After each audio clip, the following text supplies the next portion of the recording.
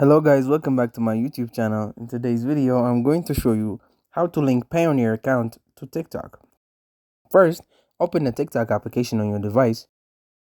Once you find the TikTok app, tap on it. TikTok will be launched on your device. Now go to the profile section of your TikTok account. After tapping the profile section, tap on the three lines at the top. Go to the balance option. After tapping on balance, you will be taken to an interface like this.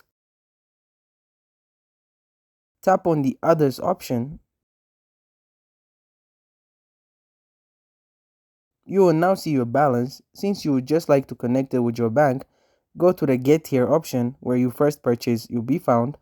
If you do not see this option, you will need to link it to your Payoneer account. To do this, you must have a Payoneer account. From the balance option, you can connect it. But remember, in order to connect your bank, you must have done TikTok Live first. Only then you can do it. Thank you guys for watching this video. If this video was helpful, don't forget to like and subscribe to my YouTube channel.